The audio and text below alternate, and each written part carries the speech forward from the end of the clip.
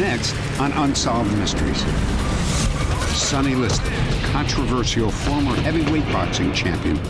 When he died suddenly, some say that it was drugs. Others say it was murder. In Belgium, strange objects have been sighted in the skies. Thousands have seen them, including the Air Force. Mickey Thompson, he was a car racing legend until he and his wife were gunned down in their own front yard. And a young newlywed dies while on a romantic horseback ride. He claims that it was a tragic accident. But was it? You might have the one vital clue to help us solve one of our cases. I'm Dennis Farina, and this is Unsolved Mysteries. Join us.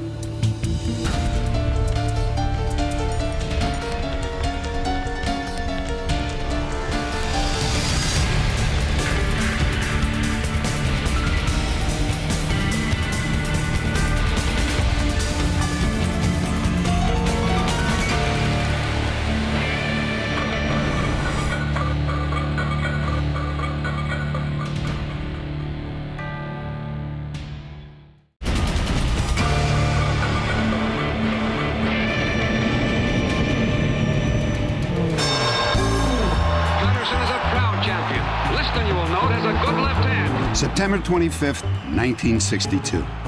The title bout for the heavyweight boxing championship of the world. The current title holder, Floyd Patterson, battles a 30-year-old former convict named Charles Sonny Liston.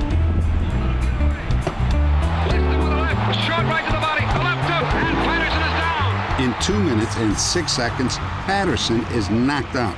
Sonny Liston is the new world champion. Sonny Liston knocks out Floyd Patterson in 1 round to become the 21st heavyweight champion of the world.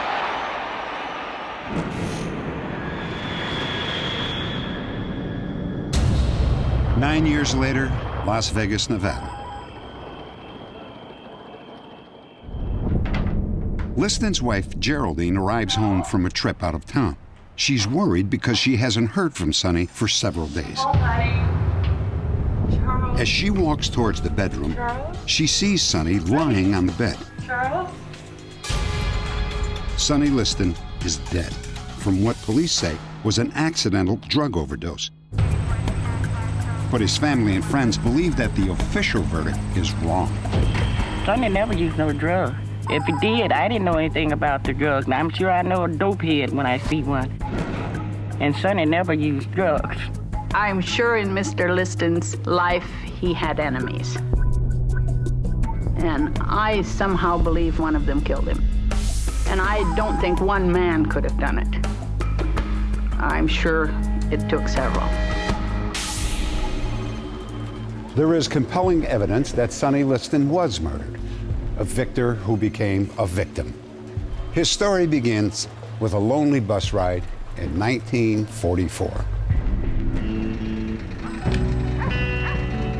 Sonny Liston was one of 25 children of a sharecropper in Arkansas.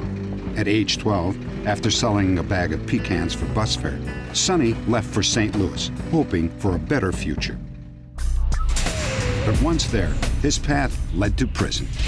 Most of his prison records were strong-arming.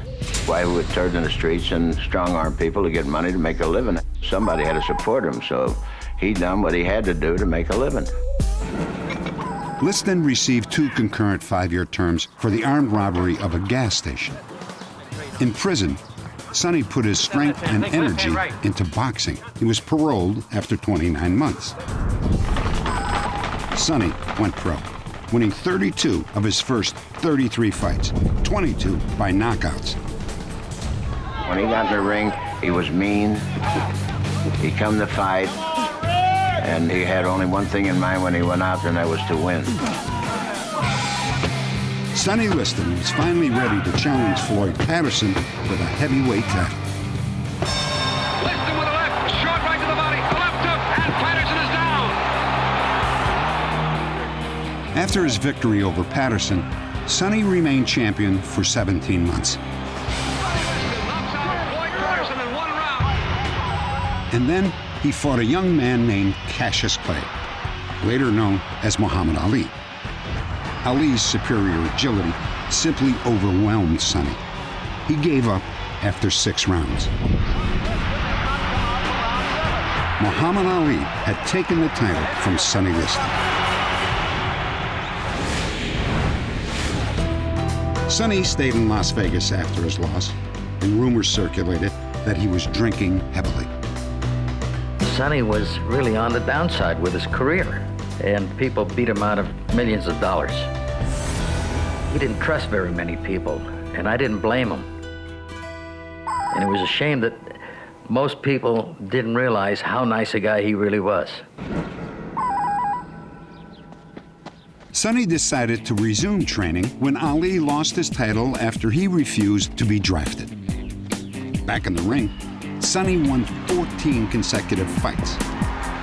Davy Pearl became his unofficial manager and signed Sonny to fight Chuck Wepner, an up-and-coming heavyweight from New Jersey.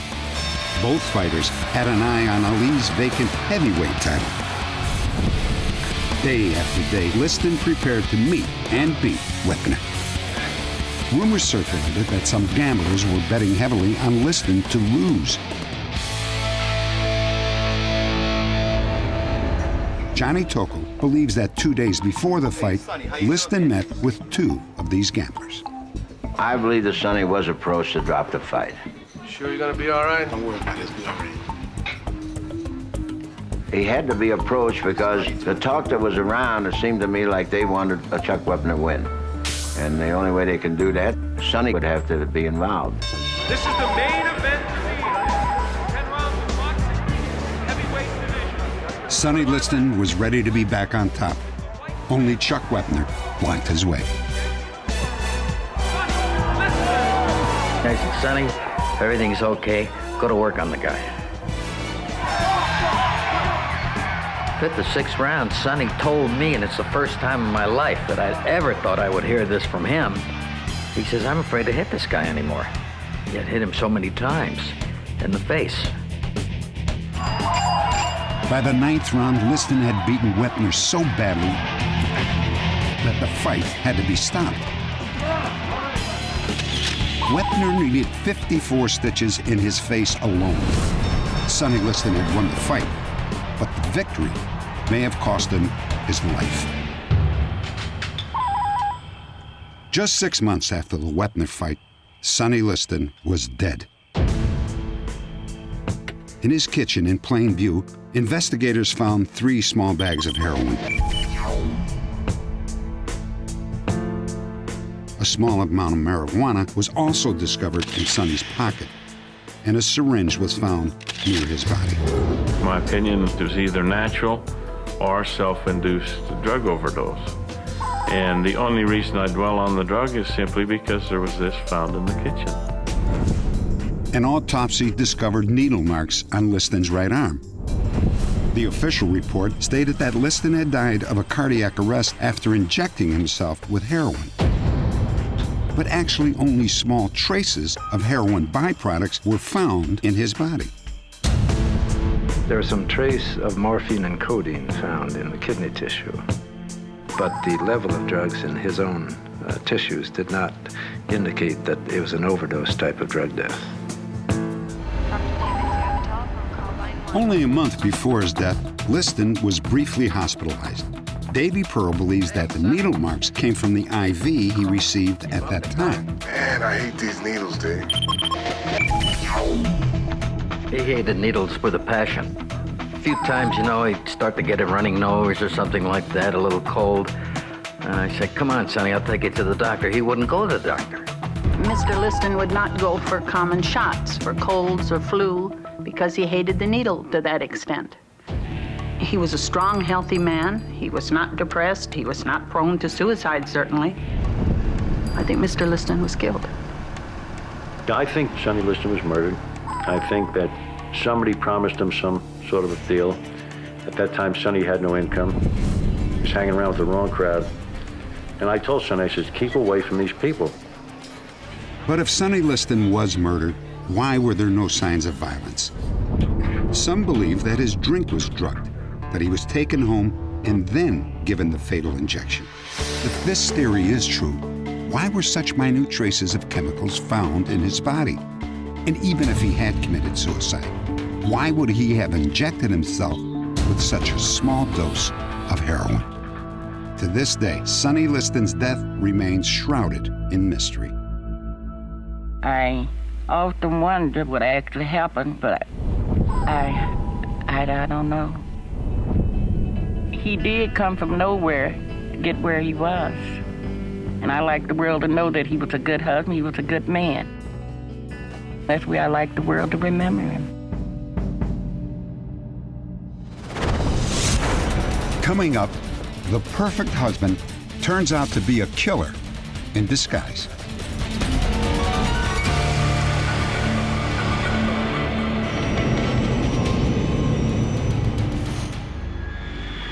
Pittsford, Michigan. In this small farming community, newlyweds Dave and Shannon Davis prepare to go for a sunset horseback ride. Within an hour, Shannon is dead. According to Dave, Shannon was not an experienced rider. When they reached the edge of the woods, she lost control and fell off her horse. Her head smashed to the ground, and she was killed instantly. Dave's explanation was simple, and it was believable. Shannon's parents have no reason to doubt his story. I felt that Shannon's marriage was made in heaven. I really felt this. I had began to love David. I described him probably to a lot of people as a man's man. He was an outdoor person, hunting, fishing. He just was very likable. And she'd say, "Isn't he neat, Mom?" And I thought he was neat. I thought he would protect her from anything. I had no idea of what he was really like. After Shannon's death, Bob and Lucille Moore began to discover that Dave Davis was not the man he seemed to be. They suspected that their daughter's death was not an accident.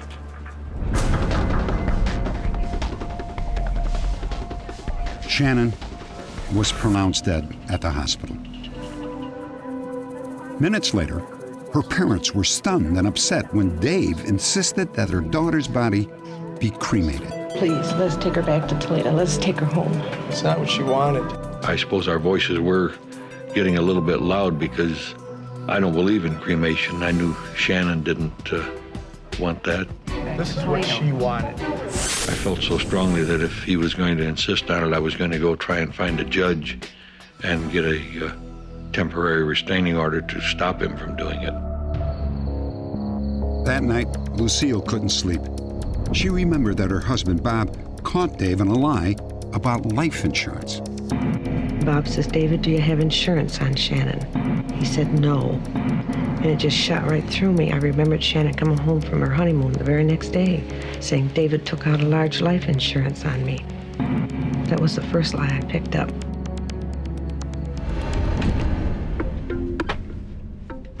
At Shannon's burial, Bob and Lucille noticed that Dave seemed cold and removed. I blessed the body of Shannon with the holy water. After the funeral, Shannon's parents found out that Dave lived a life of deceit. He had bragged that he'd been wounded in Vietnam, but his own parents said that he was never in the military. Well, all of this was crowding in on me, and all I could think inside is, "David, did you kill my daughter?" And it just was there. I knew that he had murdered my daughter. I didn't know what to do with it. 2 days after the burial, 6 different insurance companies contacted the funeral home requesting copies of Shannon's death certificate. Her death left Dave with $330,000. And then Bob Moore discovered that Dave may have been involved in other insurance scams. He burnt the farm down across the road, and he had other fires and the fake injury from when he worked for the automotive company. I think he was just out to live on insurance money. He started out with a simple fire, and now he was up to the point where he was going to collect big insurance. Bob and Lucille insisted that Shannon's body be exhumed. The medical examiner found that her injuries were consistent with a fall from a horse. However, indications of an unknown drug were found in Shannon's body. But the medical report still ruled Shannon's death an accident.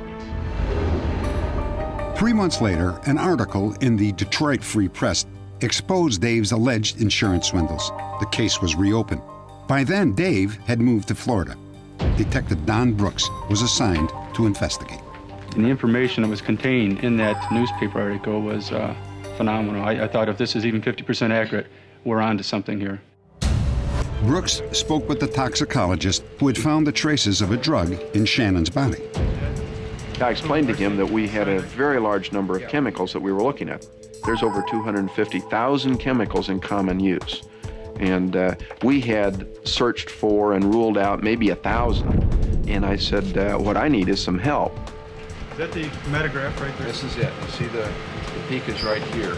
He asked me for information about Davis's background, and one of the things I told him was that he was a dirt farmer, and he had some large animals on the farm. Dr. Forney and I then discussed the idea of contacting veterinarians in the area that may have serviced Dave Davis. I'm Don Brooks with the State Police. I talked to you a little bit earlier. That's right, Don. Listen, I happened to ask 2 or 3 of the different vets in the area if they knew of any drugs that may affect the muscular system or the nervous system that they would use on large farm animals. And when I did so, one of the veterinarians I talked to provided me the name of a drug.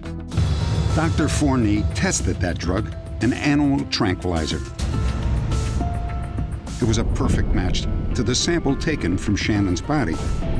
And now Brooks needed to connect that drug to Dave Davis. We were able to determine that several years ago, Dave Davis took part in a deer hunting camp at which members of the camp used this drug to hunt deer with bow and arrows. Shannon's body was exhumed a second time. 2 injection marks were found, one on Shannon's shoulder and one on her wrist. Detective Brooks theorized that Davis pushed Shannon off the horse. He then wrestled her to the ground and paralyzed her with a lethal tranquilizer. He then struck Shannon's head on a rock so that the injuries would appear accidental. Don Brooks called, and he said they found Shannon is injected with something. And we're going to move now. We're going to get him. The grand jury issued a first-degree murder warrant for his arrest, but Dave Davis disappeared. I don't think there's any question that this is premeditated murder. I believe he married Shannon Davis to kill her and to profit. I want to get him, and I want him to see him locked up. And I want him to feel at all times that we're breathing right down his back, because I will not let go. That can't bring her back, but put him away before he does it to some other girl. And he will. He will. Update. After our broadcast, a viewer recognized Dave Davis as an acquaintance living in American Samoa, a small island in the South Pacific. Davis was arrested 9 days later by FBI agents. At the time of his arrest, Davis lived in this house with his 20-year-old Samoan wife. He told her that his first wife had died in a tragic accident. 3.5 weeks later, Davis was returned to Michigan to stand trial for murder. Any comment on the charges against you, Mr. Davis? I didn't do it. After only 2.5 hours of deliberation, a Michigan jury convicted Dave Davis of first-degree murder. For Shannon's parents, the verdict brought an end to their 9-year struggle for justice. This is what we waited for, and we got what we wanted. He's going to be locked up the rest of his life, and that's what we wanted. But we'll go on the rest of our life missing her. That's what I said. He gave us the death penalty. Now we're giving it to him. Dave Davis is currently serving a life sentence without the possibility of parole in a maximum security prison in Michigan. Next, a wave of UFO sightings in Belgium. Are they mass hysteria or the real thing? later, a young man on his way to see his girlfriend tries to stop a car thief and is shot.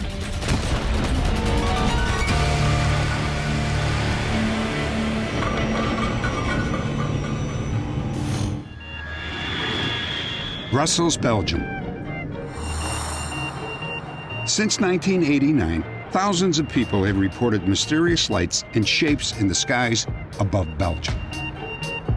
Basically what we saw was this big triangle object with three bright white lightnings in the corners. In the middle was a flashing red light. It passed by approaching the roofs since it was flying so low. I got out of the car, and hovering over us was a big black triangle. It was very dark. The triangle had a large light on top of it, and the light circled around while the triangle remained suspended in the air. You could see three white lights, which formed an equilateral triangle. These drawings are based on the testimony of credible eyewitnesses. Almost all describe a huge triangular object with bright lights at the corners and one light in the center. 2 years later, high-ranking members of the Belgian military announced that their Air Force jets had attempted to chase down a UFO and recorded the incident on their radar screens. This is the footage that was presented at that conference. Most government and military officials deny the existence of UFOs. What you're about to see is a first. This story was filmed with a complete cooperation of the Belgian Air Force and Belgian law enforcement agencies. The mystery of the Belgian UFOs began near the small town of Eupen, less than 7 miles from the German border. Gendarmes Heinrich Nicole and Hubert von Montigny were on a routine patrol. As we approached the crossroads at Neuros Road, our attention was drawn to an unusual sight. We saw a field near the road that was all lit up. It was like lights on a huge football field. We thought it was strange, and we wanted to know what was causing those lights. There was a huge triangular platform, and underneath it, strong headlights. And in the middle was this blinking, pulsating orange light. The whole thing was floating in the air. Open dispatch, open dispatch. The gendarmes immediately called Albert Kreuz, the dispatcher in Eupen. Suddenly, they told me they were seeing a strange object in the sky. It made no noise. We joked about it and said it might be Santa Claus trying to land. C'est du sérieux, il y a quelque chose là.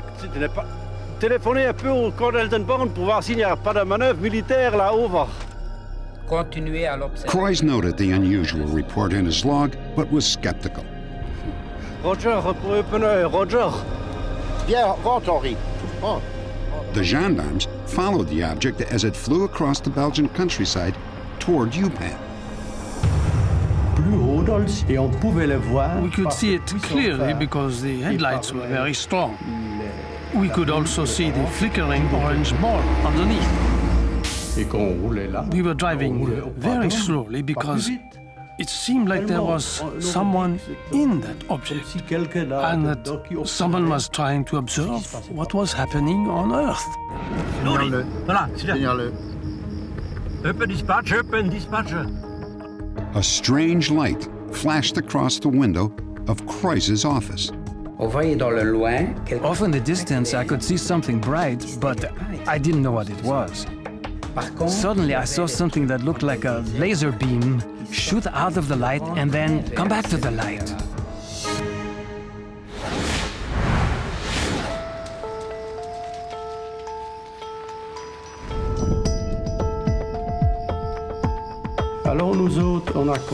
We continued to observe the object as it circled over the city of Eupen. It appeared to be heading toward the forest.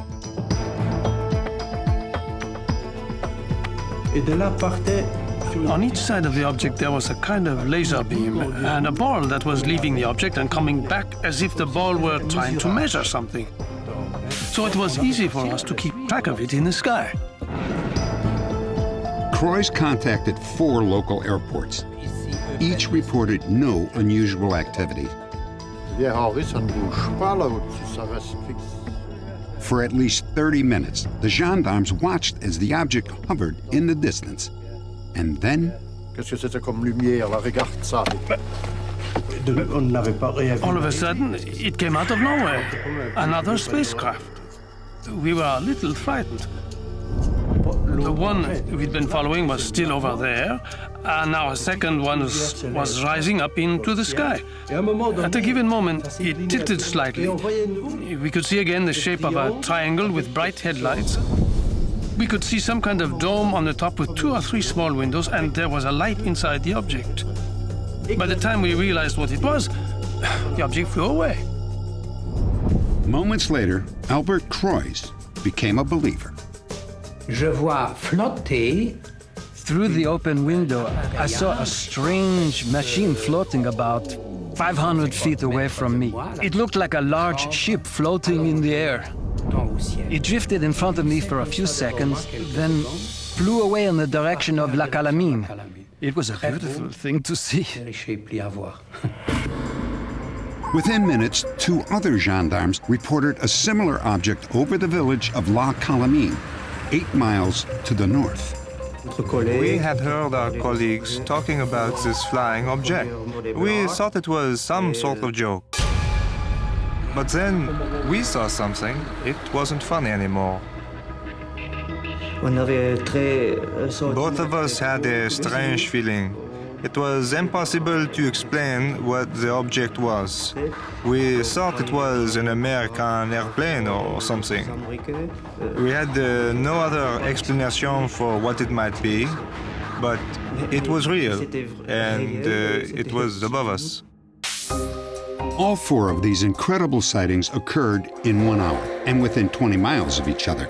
That same day, 11 other gendarmes and more than 100 private citizens came forward with similar reports about the Belgian UFOs.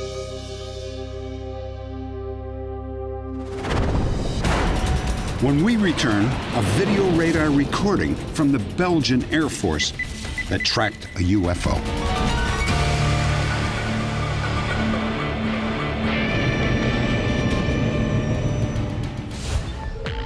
On November 29, 1989, gendarmes in Belgium reported sightings of a UFO.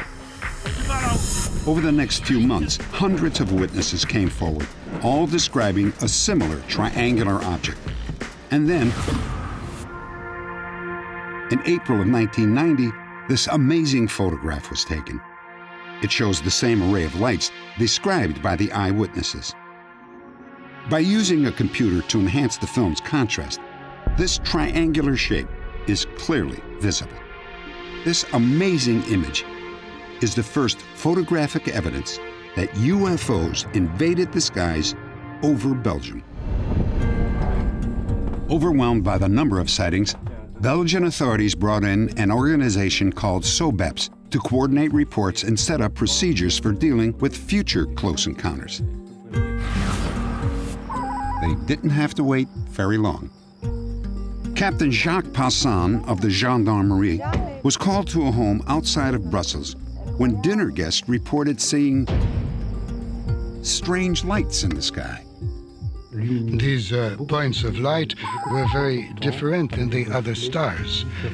They were much bigger and much brighter, and not the color of stars. The main colors were reddish or yellow, and the others were green. Later, they began to travel short distances in an erratic manner. At that same time, radar at a NATO tracking station detected an unknown object in the exact location. It showed up as a small circle with a tail in the lower left quadrant of the radar screen. We phoned to other civilian and military radar sites like Zemerzag, Bertum, Saint-Hubert, and they had precisely the same echo at the same place. We were unable to identify this echo as being either enemy, either friendly. It was not very clear for us that it was an aircraft. Juliet Golf 243. With confirmations from 4 radar stations, 2 F-16s from the Belgian Air Force were immediately deployed. Their mission? To locate and identify the object. The pilots soon locked onto the object with onboard radar. But after just 5 seconds, the object bolted out of range at an incredible speed. We measured some exceptional accelerations which cannot be related to conventional aircraft. That is clear. For the next hour, the object seemed to play a high-tech game of cat and mouse. Every time the pilots achieved lock-on, the object darted out of range. The pilots confirmed that it was impossible for them to accelerate as quick as the target was.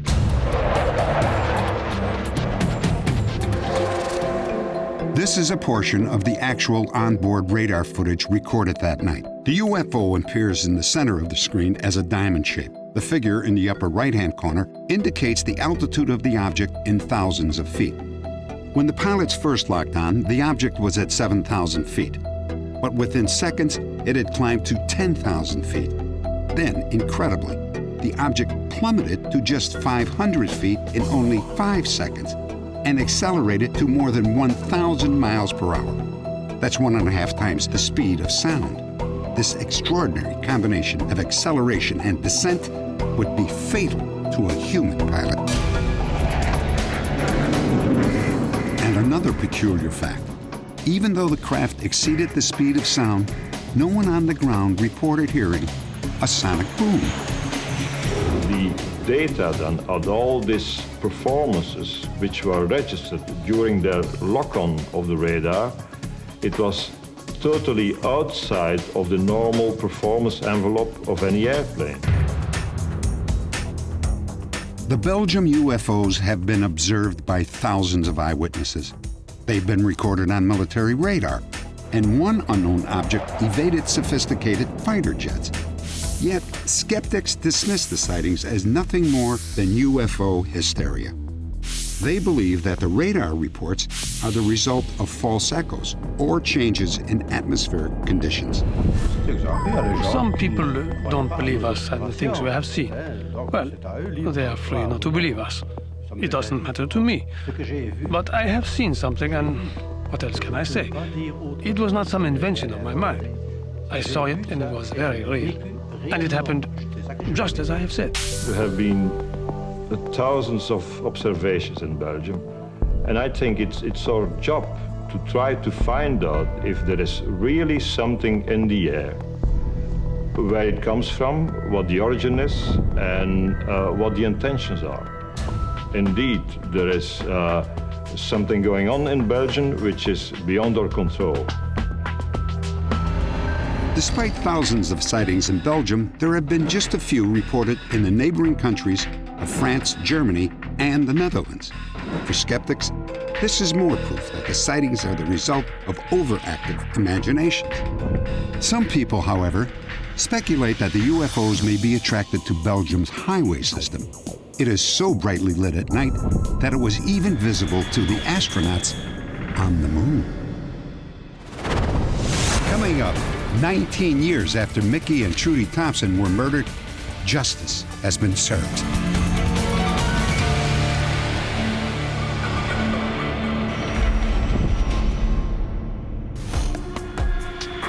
Bradbury, California. On a previous broadcast, we told you the tragic story of the murders of race car legend Mickey Thompson and his wife, Trudy. Mickey Thompson was an innovator in the world of car racing. He was the first American to break the 400-mile-per-hour land speed record. His innovative designs changed the face of racing. Mickey developed an extremely profitable stadium racing venture.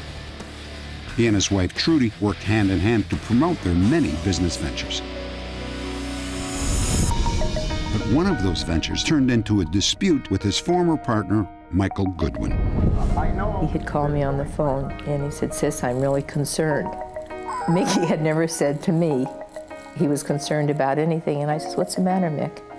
And he said, "I'm afraid Goodwin's going to hurt my baby," meaning his wife, Trudy. And I responded, "Oh, Mick, you don't really think so, do you?" And he says, "I'm telling you, he's absolutely capable of it." Just days after that conversation, Mickey and Trudy were brutally gunned down as they left their home. When Mickey came out through the garage, he was suddenly confronted by two armed gunmen. One of the gunmen immediately shot and immobilized Mickey, while the second gunman approached Trudy. And as Mickey laid helplessly on the driveway, he was forced to watch as the second gunman shot his wife, and essentially he witnessed her execution. Both gunmen then turned their attention back towards Mickey and executed him as well. Detectives knew immediately that robbery was not the motive. Trudy Thompson was wearing $70,000 worth of jewelry. They believed that it was a contract hit put out by Michael Goodwin. Update. After years of investigation, Goodwin was finally arrested. We do believe that Mr. Goodwin orchestrated the murders. We believe he planned the murders, and we believe that his motive was based on a personal vendetta along with financial gain. There is simply no evidence, nor has there ever been, that implicates Mike Goodwin in the murders. The key innuendo or motive has always been the alleged civil dispute between Mike Goodwin and Mickey Thompson. Mike negotiated a settlement with Mickey Thompson. There are third-party witnesses that confirm that. There was no motive to kill Mickey Thompson. Sheriff's investigators claim that an eyewitness saw Michael Goodwin sitting in a station wagon in Thompson's neighborhood several days before the murders. He appeared to be spying on them with binoculars. We've taken his exact description of where he says he saw the vehicle and Mr. Goodwin, and we've basically reenacted it, and it's almost hilarious. You would not be able to see Mickey and Trudy Thompson's home from there. The charges against Mike Goodwin are entirely meritless. There's no evidence. No charges were filed for 13 years in this case, and there's a reason for that. The jury disagreed. Michael Goodwin was tried and sentenced to serve 2 consecutive life terms without the possibility of parole. Investigators, however, are still looking for the men who actually carried out the hit. Several neighbors told investigators that they saw 2 men they believed to be the shooters riding bicycles down a nearby road. They described the men as African American, approximately 6 feet tall, between the ages of 20 and 30. This is a composite sketch of what the gunman might look like today. A $1 million reward is being offered in this case. If you have any information, please log on to our website at unsolved.com.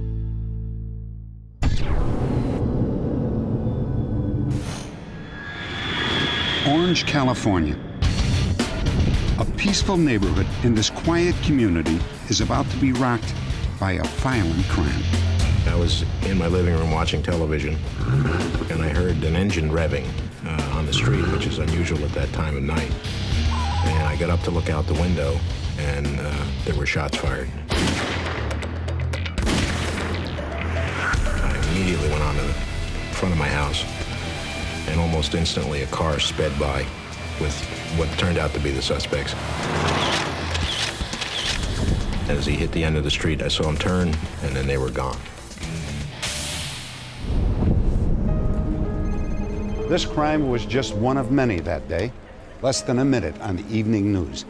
But a young man was shot and left paralyzed. His life changed forever. And now the police need your help to find his assailant. Rory Weigel was 25 and all set to ask his girlfriend to marry him. He had just graduated from a technical training school, and he planned to open his own auto repair shop. That night, Rory was on his way to see his girlfriend, and then he made a quick stop at his house, about 9:30 p.m. I parked my car, turned the headlights off, left the parking lights on. I left the car running. It wasn't uncommon for me to do that. People know when I'm there and when I'm not, just by the sound of the car. On his way out, Rory went into the garage to find an extra set of stereo speakers for his girlfriend's sister. I'm looking underneath the bench and some boxes for those speakers, because I knew I just saw it recently. And I wasn't in there for more than a minute at the longest, and I heard my car rev up.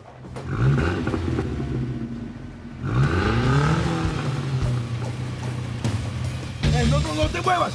What are you doing? Get out of my car! As Rory approached this car, the intruder pulled out a gun and opened fire. All I remember is that I'm falling backwards, and for some reason I know I'm not gonna be able to get back up.